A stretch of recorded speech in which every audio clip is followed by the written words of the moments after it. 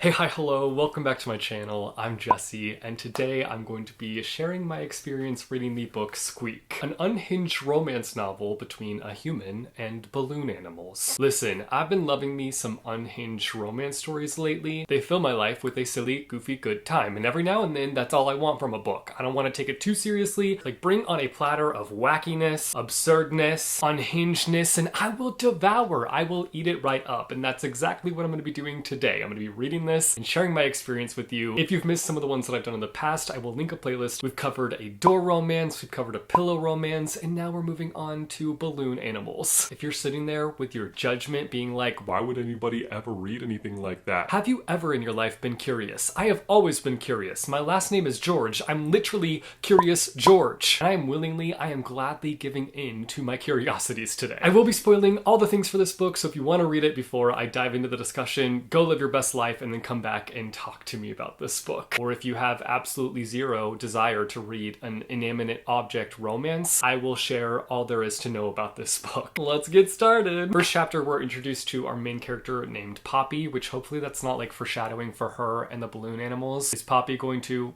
Poppy the balloon? Only time will tell. Poppy is an artist and she is at the zoo in order to do some sketching. The soft thump thump sound of balloons gently bouncing off one another greeted me, the inflatables in question hovering over a dazzling smile. Just you wait, girlie, one of those balloons is about to be your lover. They're gonna float into your heart. Inflate your life with romance. We're done. Chop. Chop. We're introduced to this guy who is working at the zoo named Sebastian, who is the epitome of tall, dark, and handsome. My question is, why can't you just fall in love with him? Why you gotta fall in love with a balloon animal? Why must you attract a balloon? Why must the balloon attract you? The question is, why?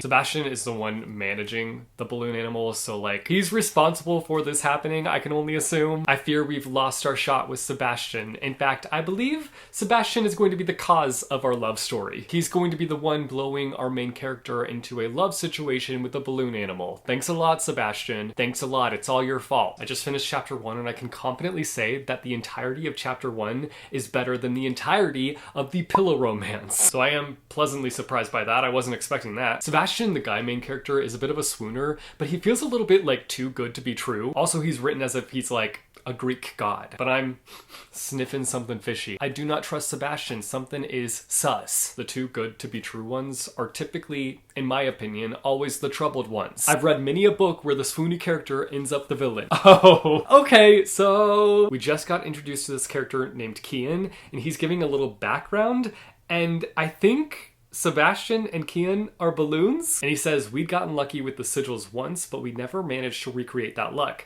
and now time is running out. That meant I spent every spare moment I had researching, trying to tilt the scales in our favor. Hold the phone. In this case, hold the balloon. Does that mean Sebastian and Kian are balloons? Balloon boys? I guess they've already been turned into humans. I guess in my mind I was just assuming that this would follow the same format of all the other ones that I've read, where they like start out as the inanimate object and then at some point we see like the wild and wacky transformation, which honestly, the transformation is sometimes my favorite part because it can be weird, and I love weird. I love the creative ways the authors come up with to turn these inanimate objects into humans. I fear I was terribly off course. My theory was popped. I was over here like, is Sebastian gonna be the villain of the story? No, in fact, he's probably one of the love interests. The sigils, if we could even find the right ones before the spell collapse, would need an artist's hand. How coincidental that Poppy is an artist. Funny how that works out. Ooh, okay, apparently Kian and Sebastian are together.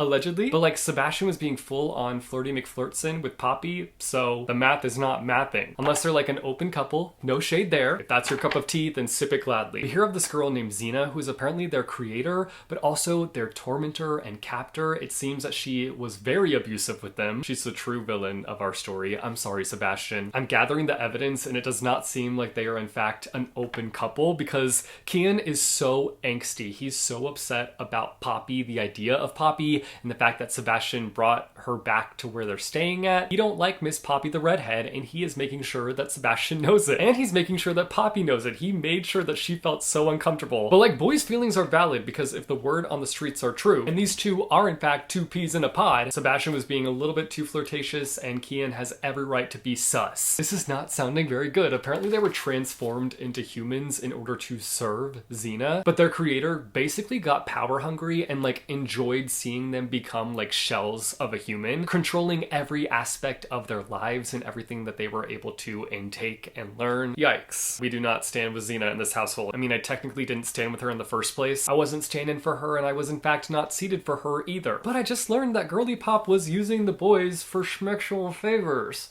Schmexual favors. They weren't like willingly joining in on the intercourse. She forced them into that scenario. I really made Sebastian out to be a villain, and now I'm hearing this like horrific information about how Xena used him because she knew that he would like crumble the easiest. He'd show emotions after being used, and like she got off on that. These poor balloon boys. Xena's spell had made her the only woman with the ability to control us sexually. We guessed she hadn't considered a man could wield the spell or didn't think we'd ever turn to one another like that. Either way, Seb and I counted the revelation as a blessing. I'm gonna use code words, so use context clues to figure out what I'm talking about here. Our men's bodies would grow clocks, thick, long, and sporting an extra addition we hadn't realized wasn't normal. The boys were able to escape and find themselves working at the zoo, but now they're in this situation where they have to figure out how to maintain their human form, otherwise they're gonna be turned back into balloons, and obviously they don't want that. They want to be humans. I didn't realize this book was gonna make me feel some kind of way about some balloon boys, but I'm feeling some kind of way.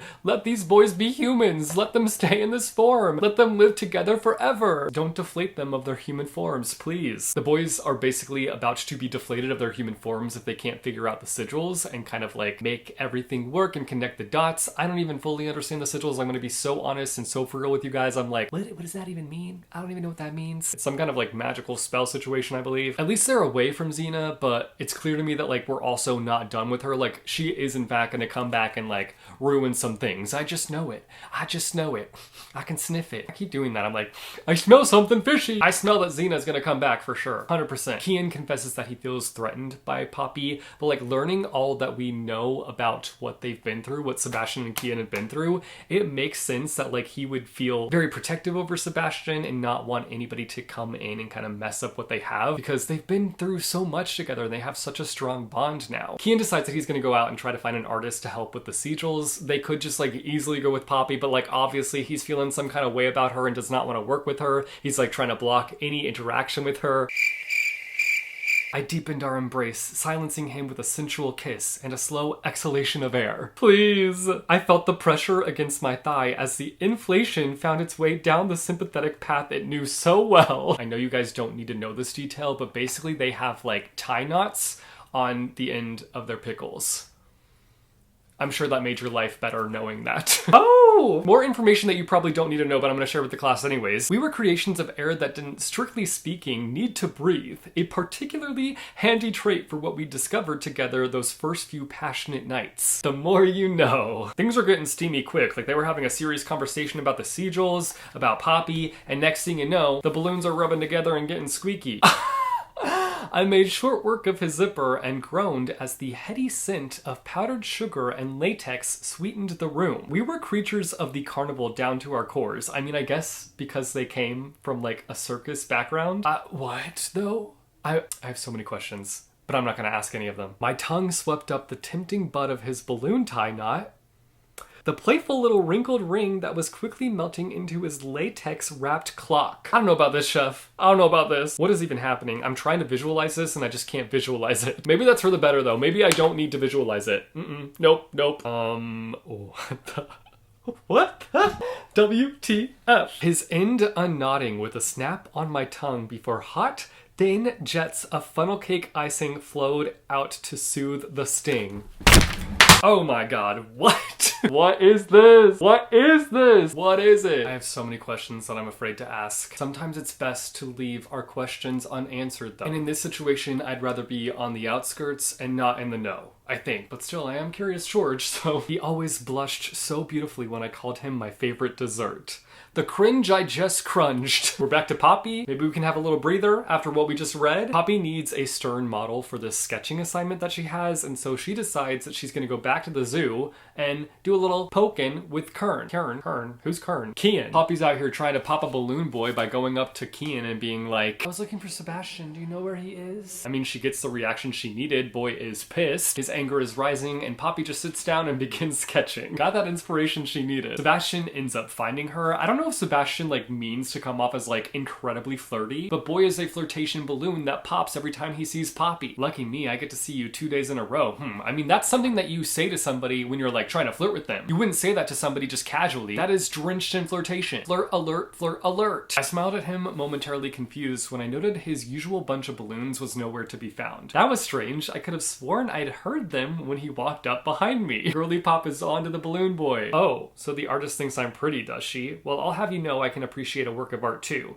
His eyes were nowhere near my sketchbook. Boy, you are in a relationship. What is going on here? You are opening up the door to a problem. At least Poppy is like making sure that they're not together before carrying on. Like Poppy is literally asking if they're together or not. And let me just share with you what Sebastian's answer to that question is. I mean, yes, we do what I've seen on my nose burned as I choked on the mouthful of water I'd been taking. Sebastian had just name dropped one of the raunchiest corn clip sites on the web, like we were talking about the weather. Sebastian ends up hiring Poppy as the artist that will help them with their sigils, even though he hasn't talked to Kian about it. They will in turn somehow use that to stay human. TBD on how that's exactly gonna work, because like, I don't know how it's gonna work. We're back to Kian. Sebastian comes through and drops the news and he's all excited about it. He's like, I hired Poppy. And Kian's like, oh no, you did not. Kian basically blows up on Sebastian, which again, I'm low-key on Kian's side here, because when Sebastian is talking to Poppy, he's not like super clear on if him and Kian are together. He's like, I don't really know if we're in a relationship, but we definitely do the dirty. We do the dirty. Meanwhile, Kian's over here like, that's my man. Don't touch my man. Don't look at my man. Don't breathe the same air as my man, or we're gonna have a problem, Poppy. We learn that there is a week left to solidify their human forms. Otherwise, they're gonna be flying high in the sky. Kian decides that he is going to try and track down an artist at this art school, and in doing so, he ends up being mistaken as a nude model. But instead of being like, no, I'm not a nude model, he's like, oh, okay, I guess I'll be a nude model today. Guess I'll go with it. And of course, guess who is a student of the class? None other than Poppy. Oh, he's about to go in on Poppy about Sebastian. He says, he's mine, and I'd appreciate it if you would stop flirting with him. Ooh, Poppy is coming back and swinging at him. She's like, well, fine, but I didn't approach him, you know? He was the one who's been hitting on me. She's not wrong. He was the one that like initiated things. The two end up having resolution, which is good, and they talk about the drawing of the picture. Wait, huh?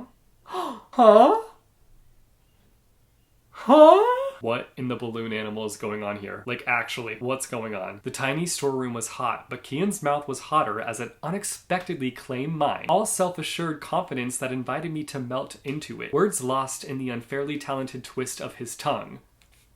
What do you mean? What? What do you mean? This is a plot twist I did not see coming. I'm very confused. Oh my god, this line has me screaming. Not audibly, obviously, but like in my mind, I'm screaming. My brain might still consider Kian an unredeemable douche canoe, but my body was ready to run through a field of flags as red as my namesake to get to him. I was not expecting this turn of events, but Kian and Poppy do in fact end up hooking up. A sharp squeaking sound filled the room as he rocked against me, eagerly chasing his peak. Poppy, you're safe, but we really need to talk. He tilted his hips and nodded downwards, where his entire pelvic region, still locked into my own, had gone a deep royal purple and translucent.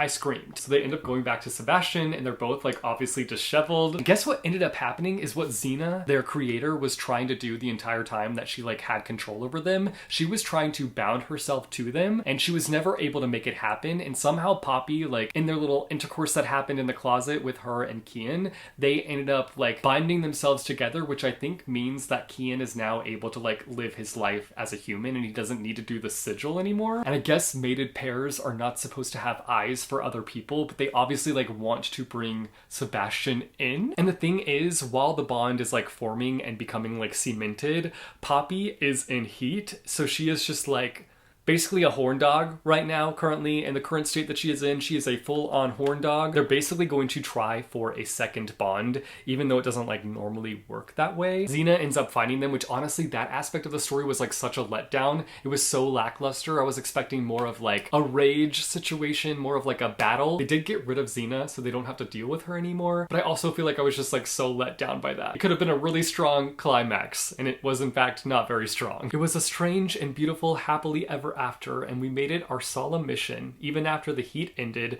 to find out all the ways that two balloons and an open-minded, mostly human woman could twist themselves up in pleasure. That was Squeak. Apparently there is a sequel. I will in fact be checking out the sequel because I'm even more curious as to what could go down in the sequel. It definitely went in a different direction than I was expecting. I was definitely taken aback quite a bit by the direction it went in, but I'm kind of happy with like how things developed in this one. I feel like with the other ones that I read, they followed kind of the same format, and this one was just like completely different, where the boys were already human when our main character meets them. And I also feel like it was just like interesting kind of having a bit of like a love triangle situation. It's not really a love triangle. It ends up being much more of like a throuple situation. I think that that was like a really interesting twist, and overall, it was a silly, goofy time. I was into it. I will say I was not expecting to feel so strongly for the balloon boys, but like just hearing what they had been through, it just made me feel so bad for them. So I'm glad that they're now going to be humans, but oh my god, what a wild ride. Let me know down below in the comments what your thoughts are on this book or my recap of this book. Also, let me know down below in the comments if you have any unhinged romances that you want to see me read soon, because I definitely will be tackling more. If you like this video, be sure to go and hit that like button. If you want to see more bookish content from me, be sure to go and hit subscribe or go and hit that bell icon and you'll be notified every time I post new videos.